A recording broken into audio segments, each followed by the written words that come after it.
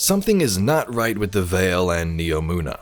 Each week at Veil Containment this season, new dialogue has been released. Records from the Ishtar team who first colonized Neptune and found the Veil.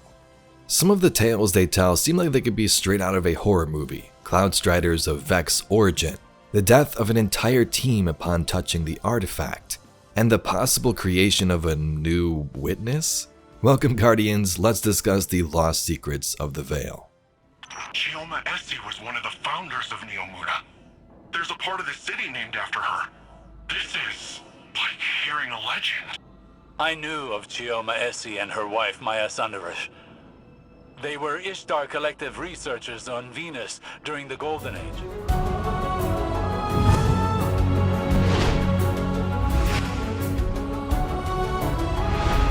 Most people know this by now, but if you don't, Veil Containment on Neptune, the map, has given us new dialogue each week since the start of this season. It's all the way at the bottom left of the map, so some of you may have missed it. There was an intro quest I believe you got from the Puka Pond that gave you a hand cannon which used energy from the Veil and Strand, but also new audio from Chioma Essie, wife of Maya Sandarish, founders of Neomuna and a big part of this Ishtar team. Some of the information we learned is basic and backs up theories and previous lore, like Savathun betraying the Witness and Nezarec during the collapse and bringing the Veil to Neptune. Once the Ishtar team lands on Neptune from their Exodus ship, they find the Veil and begin to study it, setting up a camp around its perimeter. They call it an electromagnetic anomaly. Essie compares it to the von Neumann-Wigner hypothesis, which is an interpretation of quantum mechanics in which consciousness is postulated to be necessary for the completion of the process of quantum measurement, also described as consciousness causes collapse. The Veil speaks to Maya in her own voice. Chioma Essie, research log, the Veil. I don't even know where to start. When we landed on Neptune, there was something waiting for us. An alien structure. It's an electromagnetic anomaly. No mass, but a tangible surface area. It's like a thesis statement to the von Neumann-Wigner hypothesis. It's definitely paracausal, like the Traveler. Maya calls it the Veil. She says she heard the name in a whisper when she looked at it. When I asked her who whispered, she said it was her own voice. Everyone on the initial survey team died. The minute they touched the object, they entered a state of brain death. All of them. To make it worse, the EM radiation emitting from the Veil is causing psychological distress in the exos that came with us. They've all described moments of hallucinogenic reverie. Some of them went silent and rigid and just stopped. Maya called it billboarding. Something from the early days of Clovis Bray's Exomind project. She doesn't seem afraid or surprised. She's convinced this thing, in her own words, she says, it'll be our salvation. So that's the start. The Ishtar team sets up their camp around the Veil and starts their experiments. This would eventually turn into the city of Neomuna drawing power from the Veil, but let's dig a little deeper. Some things the citizens of this city have no clue about. A similar reoccurrence in this audio is the death of anyone who interacts with the Veil itself. Maya wanted to draw power from the artifact, but as members touched it, human and exo, they would perish in an instant. Instant brain death and radiation. It didn't matter if it was human consciousness in an organic or robot body. It was dead right there on the spot. Thoughts perhaps transported into the final shape realm. The death the team experienced is clearly tied to consciousness, but what's more interesting is that she says the Veil spoke to her in her own voice. And that at the end, if you caught it, Maya said this thing said it'll be their salvation. So, is that a warning sign or just a coincidence? The Witness always spoke to our Guardian about salvation. The Witness also used the Veil to combine its entire race into this one entity. So was it somehow speaking to Maya through the Veil like it did to us in Shadowkeep? We have heard your cries for help, and soon we will answer. Who are you? Don't you recognize us? We are not your friend. We are not your enemy. We are your salvation. Now, the witness didn't know where the Veil was, we could assume, but maybe it was still able to draw power from it because of that mind connection. Lots of speculation, and of course we don't have an answer. Was it the witness speaking, or is the Veil itself sentient, kind of like the Traveler? As the team would go through these experiments, the Vex also became interested in the Veil and set up a force field around it. Maya learns that the exomines contained Vex radiolaria and clarity, paracausal power derived from an alien artifact. This is how Clovis Bray created the exos on Europa. The Veil would overload the scientists' minds, but Maya wanted to reverse engineer this to fabricate consciousness itself. The Cloud Striders could be more Vex than we thought, especially from this next dialogue. From disabled Vex and erased exominds, the Cloud Striders may have been created. But it still wasn't fast enough. The last exo in our group succumbed to brain death yesterday. Maya's quarantined the bodies for study. She says our next step should be finding a way to draw power from the Veil so we're self-sufficient. I'm insisting on turbines instead. But she doesn't think that's good enough. Not for as long term as this might be. Which, I guess. But I can't shake this feeling. Like we're making a terrible mistake. I'm not getting a good vibe from this.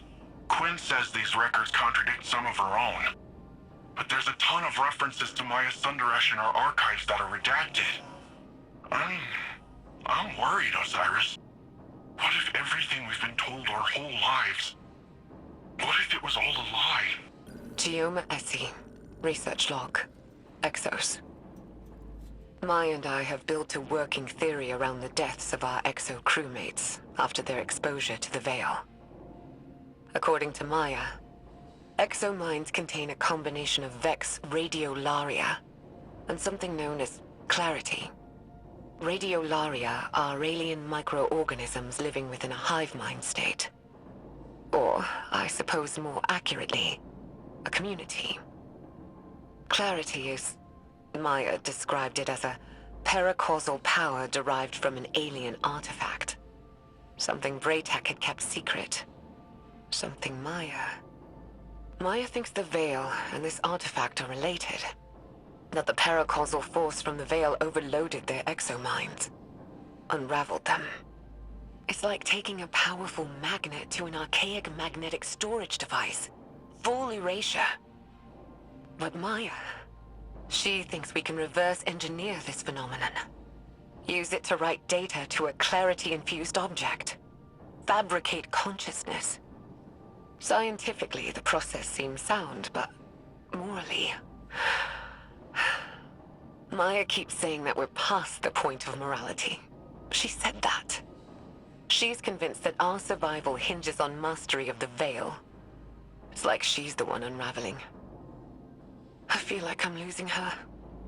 But every time I try and push, I feel her move a little further away. I don't know if I can lose anything else. How much more can any of us lose before there's nothing left? Nimbus, how much do you know about the Cloud Striders' creation? The technology used? You don't think... I make no assertions yet. But I worry that your neon-lit city may have darker roots than either of us knew.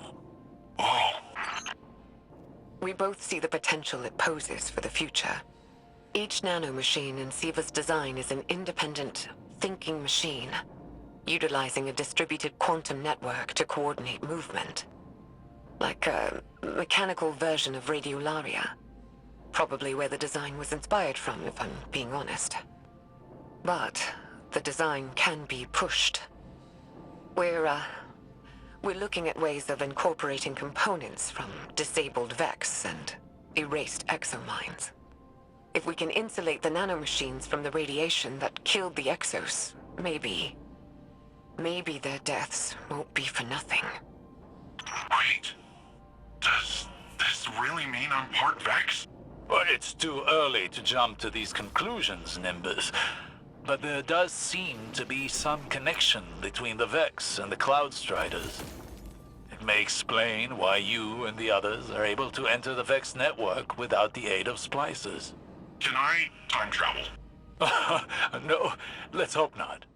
So the Veil clearly deals with consciousness and memory. Darkness perhaps holds every memory and thought inside it. This past week we got a scary entry. Chioma SE. Research log. Veil interface. Supplemental. They're all dead. Chorus. Conductor. Everyone. It was too much. Swept their minds away like grains of sand on a beach. They're all dead. Maya called it valuable data points. Wellsprings and rivers are something. What have I done? Dead. This killed their entire research team, but it sounds like... It's like their lives held no value to Dr. Sunderish. There's a troubling symmetry with data we've recovered from Titan. Data on the origin of the witness. It too was once multiple people that became conjoined by the way of some sort of ritual with the Veil. Perhaps a conductor and a chorus. It is troubling that Dr. Sunderish seemed to be moving down that same path. I don't like this, Osiris. I don't like this at all. So Chioma mentions a chorus and a conductor, some type of experiment where one person was leading the others, conducting them. We know Maya had many experiments like the creation of Cloud Striders and future war cult's device, so was this more evidence of her trying to reverse engineer the Veil like she wanted to, merge the minds and consciousness together, perhaps trying to create another witness type being? She may not have known that, but Osiris makes this connection.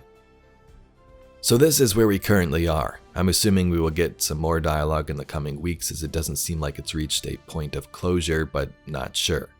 Something strange does seem to be going on with Maya Sunderish. Each week these experiments get more and more gruesome and pins her out to be this crazy mad scientist. It makes you wonder, is this actually Maya? Is it a Vex copy of her like from Clovis Bray's logbook, or someone impersonating her entirely? The roots of Neomuna go way deeper than what we see on the surface, and the Ishtar Collective have covered up tons of horrifying experiments. The Cloud Striders and people of Neomuna saw them as heroes when this stuff was going on behind the scenes. This dialogue does bring up more questions, as Destiny always does, but it's nice to get a little bit more information on the Veil, and Bungie says this will continue leading up to the final shape. If you'd like to see some more Destiny lore and mysteries just like this video, please be sure to subscribe to the channel. Anyway, I thank you very much for watching, and I'll catch you all in the next video.